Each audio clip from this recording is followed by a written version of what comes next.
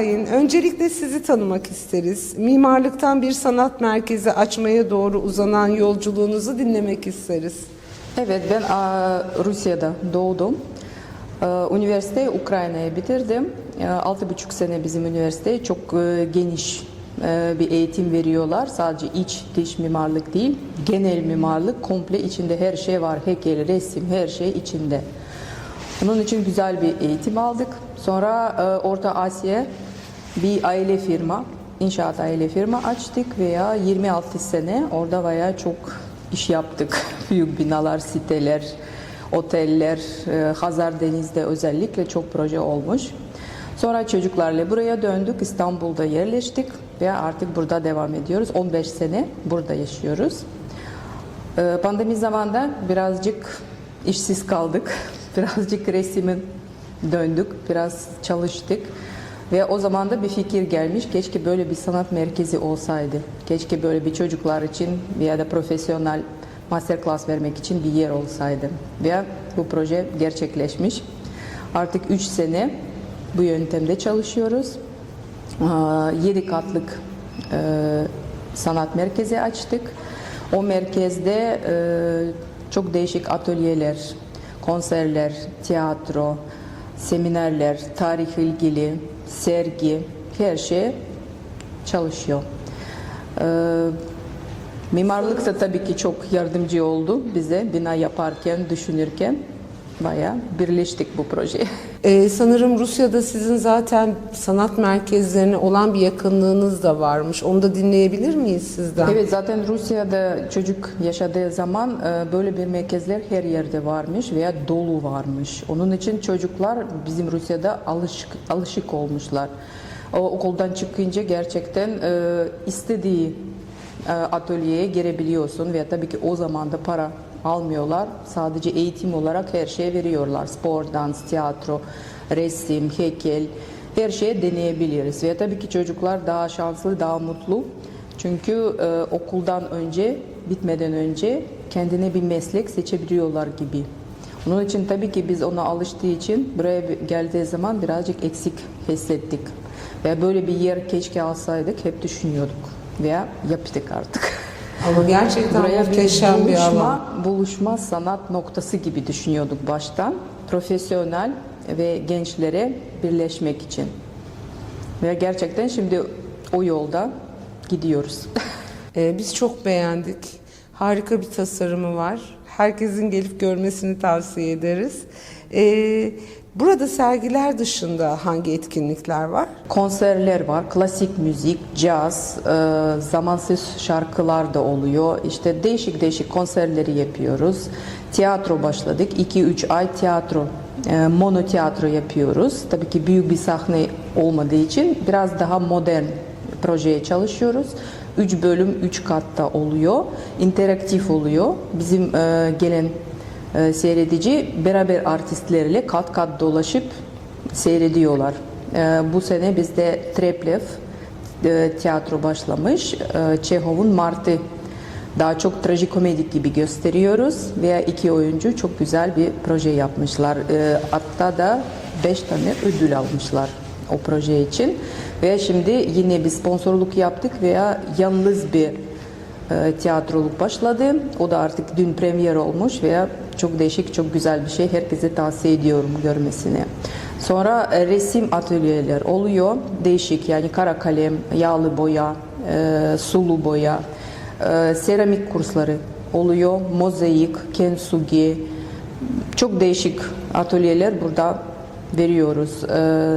Sonra zaten bizde çok yakın bir ay sonra herhalde açılacağı gibi düşünüyoruz. Baskı atölyeler olacak, seramik ve heykel atölye olacak. Kafe var, art kafe var, art shop var. Gençler için bir fırsat veriyoruz. Güzel bir kütüphane var, sanat kitapları topluyoruz. Gençlere bir fırsat veriyoruz. Çalışma olanımız var. Seminer, toplantı, tiyatro buluşması noktası. Kurumsal firmalar için kira kartları da veriyoruz. İmza günleri, kitap imza günleri de gerçekleşiyoruz. Master class'ları da devam ediyor. Harika, tebrik ederiz. Sayın Serap Atala, öncelikle sizi tanıyalım. Ben Eğitim Fakültesi Resim Bölümü mezunuyum. Uzun yıllar öğretmenlik yaptım, resim öğretmenliği. Özel dersler ve kurumsal okullarda çalıştım. Daha sonra öğretmenlikten ayrıldım ancak özel derslere devam ettim. Galeri yöneticiliği yaptım. Bu galeri yöneticiliği sırasında tabii birçok serginin sergi organizasyonunu ben yaptım. Yani küratöryel çalışmalar o zamandan başlamıştı. Ayrıca sanat galerisi kuruculuğu da yaptım denilebilir. Bazı galerilerin ilk kurulma aşamasında galeri sahiplerinin yanında oldum. Zaman içinde bu taleplerin de artmasıyla küratör olarak çalışmaya daha yoğunluk verdim. Fakat çok fazla galeriyle çalışmıyorum. Dekolaj Art Space'le daha yoğun olarak çalışıyorum. Ve resim yapmaya devam ediyorum. Ressamım. Peki. 15 Kasım 8 Aralık 2024 tarihleri arasında Dekolaj Art Space'te Zamanlar Arası isimli sergide 1882 ve 1955 yılları arasında doğan 22 usta sanatçının eserleri yer alıyor. Küratör olarak sergiyi sizden dinleyelim. Nasıl bir seçki yaptınız? Seçkiyi yaparken 1882'de doğan Leopold Levi odaklı başladım seçkiyi yaparken çalışmaya. Leopold Levi'den sonra Leopold Levi ile çalışan, onun öğrencisi olan sanatçıları sergiye aldım.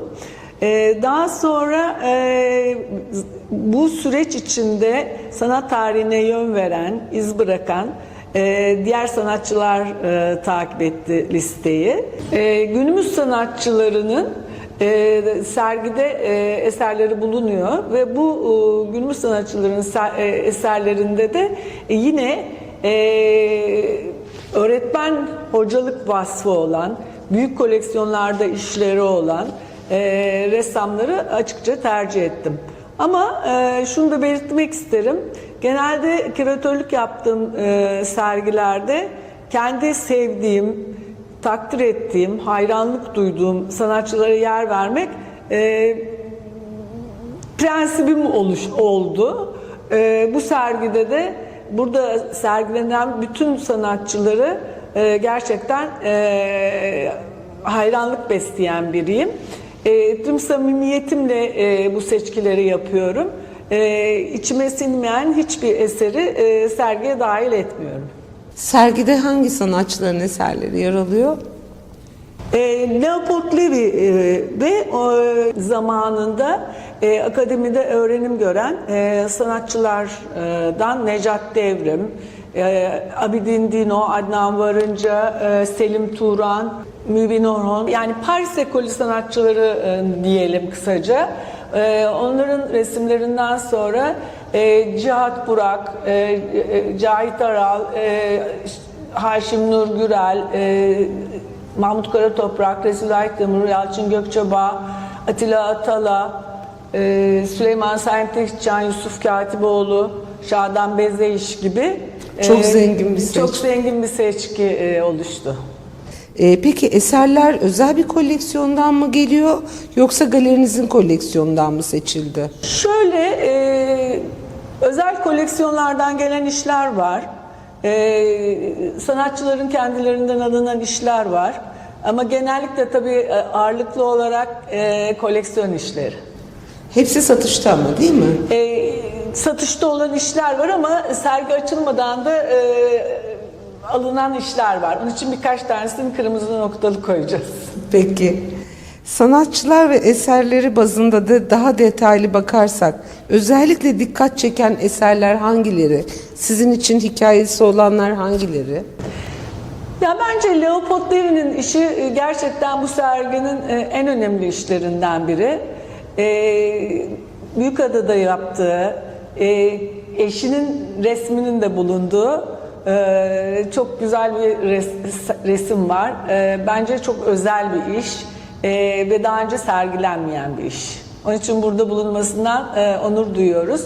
Ayrıca Selim Turan'ın heykeli var. Mesela Selim Turan işleri, eserleri piyasada, galerilerde çok vardır, görülmüştür. Soyut işleri ya da dağ peyzajları, natürmortları, portreleri görülmüştür ama heykel herhalde, ben hiç bilmiyorum ki, bu işin içindeyim, çok takip ederim. Heykel herhalde ilk defa burada sergileniyor. Arkanızda bulunan Evet, heykel evet, değil mi? evet. O heykeli sizden dinleyelim biraz o zaman. Yani heykelleri konusunda şöyle bilgi verebilirim. Daha çok böyle harekete dayalı, kinetik işler üretmiş bir sanatçı.